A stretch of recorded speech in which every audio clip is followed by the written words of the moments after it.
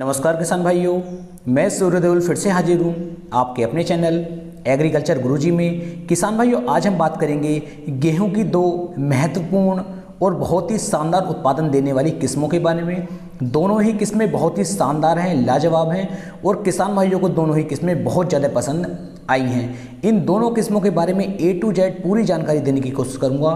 किसका नाम क्या है, अगेती है या फिर पिछेती है, बीज दर कितनी लेनी है, कितने दिन के अंदर पक करके तैयार होगी, पौधे की लंबाई कितनी है, पौधे के अंदर कल्ले कितने बनते हैं, ग्रोथ कैसी है, किसका दाना कैसा है, इसकी बालियां लंबी हैं या फिर छोटी हैं, रोग कितने लगते हैं, कौन कौन से राज्यों में आप इसकी बुआई कर सकते हैं और इसका उत्पादन कितना रहेगा।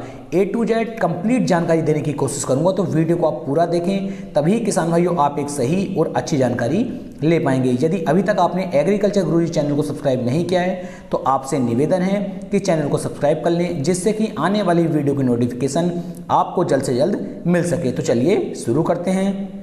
किसान भाइयों, पहली किस्म है हमारी श्री राम की सुपर 303। श्री राम सुपर 303 एक बहुत ही अच्छी और शानदार वैरायटी है। इसके बारे में पूरी जानकारी ले लेते हैं। किसान भाइयों, ये अगेती और पिछेती दोनों तरह की किस्में, आप इसकी अगेती बुआई भी कर सकते हैं और पिछेती बुआई भी कर सकते हैं। यदि अगेती बुआई की बात करूं तो 40 किलोग्राम प्रति एकड़ के हिसाब से आपको बीज दर लेनी होगी, और यदि आप इसे पिछेती बुआई करते हैं तो इसकी बीज दर आपको 50 किलोग्राम प्रति एकड़ के हिसाब से लेनी होगी।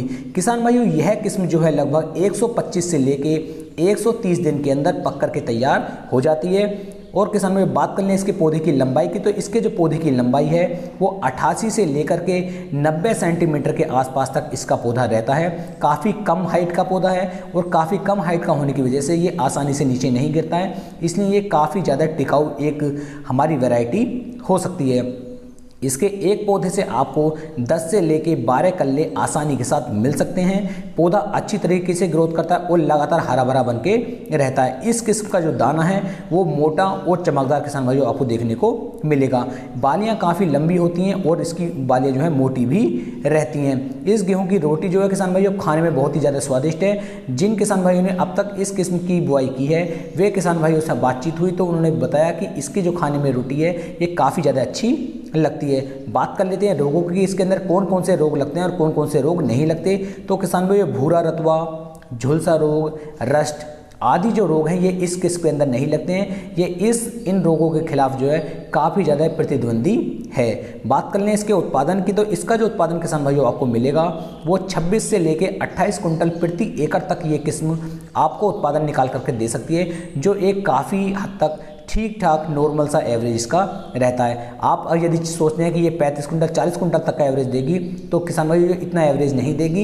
इसका जो एवरेज है वो 26 से लेकर 28 कुंटल प्रति एकड़ तक का ही रहता है। बात कर लेते हैं बुआई की, कौन कौन से राज्यों में आप इसकी बुआई कर सकते हैं। तो किसान भाइयों, हरियाणा, उत्तर प्रदेश, मध्य प्रदेश, राजस्थान, बिहार और पंजाब आदि राज्यों में आप इसकी बुआई कर सकते हैं और बहुत अच्छा उत्पादन किसान भाइयों आप इस किस्म से निकाल सकते हैं। अब बात कर लेते हैं किसान भाइयों अपनी अगली किस्म की। अगली किस्म है किसान भाइयों हमारी करण वंदना DBW 187।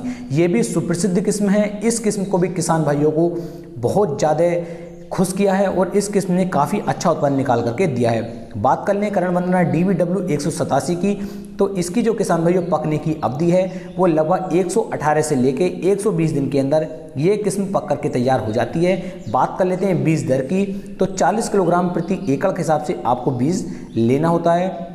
बात करें कौन कौन से राज्यों में आप इसकी बुआई कर सकते हैं, तो पंजाब, असम, पश्चिम बंगाल, बिहार, गुजरात, उत्तर प्रदेश, हरियाणा आदि राज्यों में आप इसकी बुआई कर सकते हैं। बात करें रोगों की, तो इस किस्म के अंदर भी ये तीनों रोग नहीं लगते हैं और बहुत अच्छी तरीके से ये जो है रोगों के प्रति संवेदनशील है।